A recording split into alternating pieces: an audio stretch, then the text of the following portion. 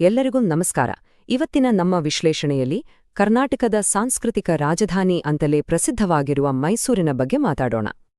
ನೋಡಿ, ಈ ನಗರಕ್ಕೆ ಒಂದು ದೊಡ್ಡ ಬಿರುದಿದೆ. ಆದ್ರೆ ಈ ಹೆಸರು, ಈ ಖ್ಯಾತಿ ಏನಿದೆ, ಇದೇನು ಒಂದೇ ದಿನದಲ್ಲೇ ಬಂದಿದ್ದಲ್ಲ. ಹಾಗಿದ್ರೆ ಬನ್ನಿ, ಈ ವಿಶ್ಲೇಷಣೆಯಲ್ಲಿ ಮೈಸೂರಿಗೆ ಯಾಕೆ ಆ ಹೆಸರು ಬಂತು, ಅದರ ಹಿಂದಿರುವ ಇತಿಹಾಸ, ಕಲೆ, ಸಂಪ್ರದಾಯಗಳು ಎಲ್ಲವನ್ನೂ ಒಂದೊಂದಾಗಿ ಬಿಡಿಸಿ ನೋಡೋಣ. ಮೊದಲು ಈ ನಗರದ ಅಸಲಿ ಗುರುತು ಏನು ಅನ್ನೋದರಿಂದ ಶುರು ಮಾಡೋಣ.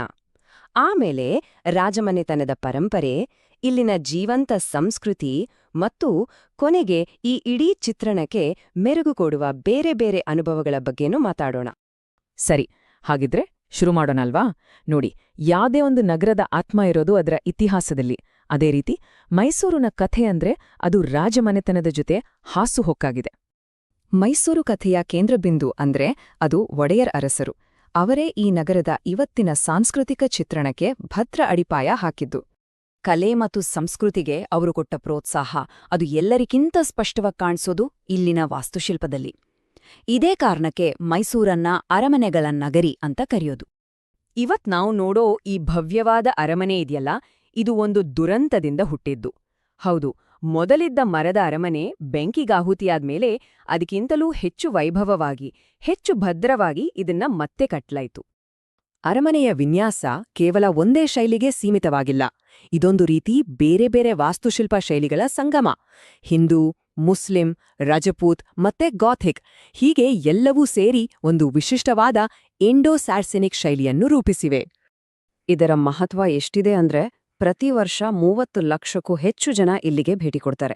ಅಂದ್ರೆ ತಾಜ್ಮಹಲ್ ಬಿಟ್ರೆ ಭಾರತದಲ್ಲಿ ಅತಿ ಹೆಚ್ಚು ಜನ ಭೇಟಿ ನೀಡೋ ಸ್ಮಾರಕ ಇದೆ. ಇದು ಕೇವಲ ಒಂದು ಅರಮನೆ ಅಲ್ಲ, ಇದು ನಮ್ಮ ದೇಶದ ಒಂದು ಹೆಮ್ಮೆಯ ನಿಧಿ. ಆದ್ರೆ ಕಥೆ ಇಲ್ಲಿಗ್ ಮುಗಿಯಲ್ಲ. ಮೈಸೂರ್ಲಿರೋದು ಇದೊಂದೇ ಅರಮನೆ ಅಲ್ಲ. ಬೇರೆ ಬೇರೆ ರಾಜಮನೆತನದ ನಿವಾಸಗಳನ್ನ ಇವತ್ತು ಬೇರೆ ಬೇರೆ ರೂಪಕ್ಕೆ ತರಲಾಗಿದೆ. ಆರ್ಟ್ ಗ್ಯಾಲರಿ, ಹೋಟೆಲ್, ಸಂಶೋಧನಾ ಸಂಸ್ಥೆ, ಹೀಗೆ ಇವತ್ತಿಗೂ ಅವು ಸಾರ್ವಜನಿಕ ಸೇವೆ ಮಾಡ್ತಾನೇ ಇವೆ. ಸರಿ, ಈ ಕಲ್ಲಿನ ಕಟ್ಟಡಗಳ ಕಥೆಯಿಂದ ಮುಂದೆ ಹೋಗಿ ಈ ನಗರಕ್ಕೆ ನಿಜವಾದ ಜೀವ ತುಂಬುವ, ಉಸಿರಾಡುವ ಸಂಪ್ರದಾಯಗಳ ಕಡೆಗೆ ಗಮನಹರಿಸೋಣ. ಮೈಸೂರು ಅಂದ ತಕ್ಷಣ ನೆನ್ಪಾಗೋದೇ ದಸರಾ. ಇದಕ್ಕಿಂತ ದೊಡ್ಡ ಹಬ್ಬ, ದೊಡ್ಡ ಆಚರಣೆ ಮೈಸೂರಲ್ಲಿ ಮತ್ತೊಂದಿಲ್ಲ. 1610ರಿಂದಲೂ ಈ ನಾಡಹಬ್ಬವನ್ನ ಆಚರಿಸಿಕೊಂಡು ಬರಲಾಗ್ತಿದೆ. ಇದು ನಗರದ ಸಾಂಸ್ಕೃತಿಕ ಕ್ಯಾಲೆಂಡರ್ನ ಒಂದು ಅವಿಭಾಜ್ಯ ಅಂಗ.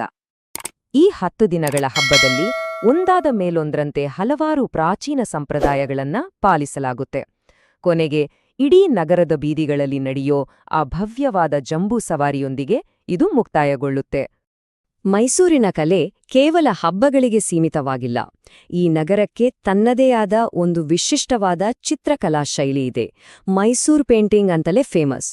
ಇದರಲ್ಲಿ ಪ್ರತಿಯೊಂದು ಸಣ್ಣ ವಿವರಕ್ಕೂ ಅಷ್ಟು ಪ್ರಾಮುಖ್ಯತೆ ಇರುತ್ತೆ. ಅದರಲ್ಲೂ ಚಿನ್ನದ ಹಾಳೆಗಳನ್ನ ಬಳಸಿ ಮಾಡುವ ಆ ಗೆಸ್ಸೋ ಕೆಲ್ಸ ಇದೆಯಲ್ಲ, ಅದು ಚಿತ್ರಕ್ಕೆ ಒಂದು ವಿಶೇಷವಾದ ಮೆರುಗು ಕೊಡುತ್ತೆ.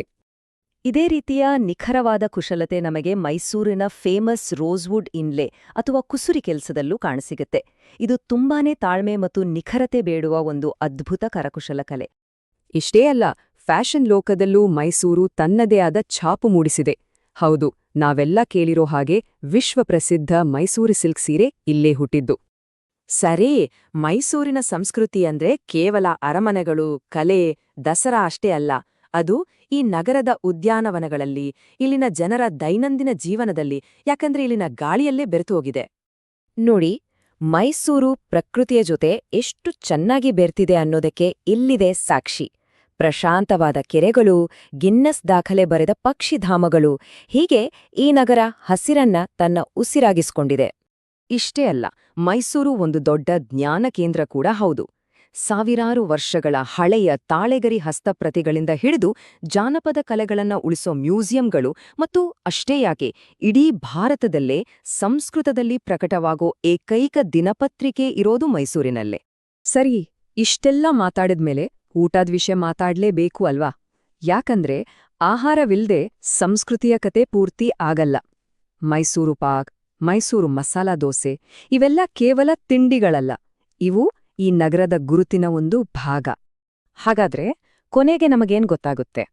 ಸಾಂಸ್ಕೃತಿಕ ರಾಜಧಾನಿ ಅನ್ನೋ ಬಿರುದು ಏನಿದೆ, ಅದು ಒಂದೇ ಒಂದು ಕಾರಣದಿಂದ ಬಂದಿದ್ದಲ್ಲ. ಬದಲಾಗಿ ಅದು ರಾಜಮನೆತನದ ಇತಿಹಾಸ, ಇವತ್ತಿಗೂ ಜೀವಂತವಾಗಿರೋ ಸಂಪ್ರದಾಯಗಳು, ಇಲ್ಲಿನ ವಿಶಿಷ್ಟ ಕಲಿಗಳು ಮತ್ತು ಜನರ ದೈನಂದಿನ ಜೀವನ ಇದೆಲ್ಲದರ ಒಂದು ಅದ್ಭುತ ಸಂಯೋಜನೆ. ಇದೇ ಮೈಸೂರನ್ನ ಇಷ್ಟು ವಿಶೇಷವಾಗಿಸಿರೋದು. ಇದೆಲ್ಲ ನೋಡಿದ್ಮೇಲೆ ಒಂದು ಯೋಚನೆ ಬರುತ್ತೆ. ಬಹುಶಃ ಒಂದು ನಗರ ಸಾಂಸ್ಕೃತಿಕ ರಾಜಧಾನಿ ಅನಿಸ್ಕೊಳ್ಳೋಕೆ ಬೇಕಾಗಿರೋದು ಇದೇನೇಮೋ, ತನ್ನ ಇತಿಹಾಸವನ್ನ ಗೌರವಿಸ್ತಲೇ ಇವತ್ತಿನ ದಿನದಲ್ಲೂ ಅಷ್ಟೇ ಉತ್ಸಾಹದಿಂದ ಜೀವಂತವಾಗಿರೋದು.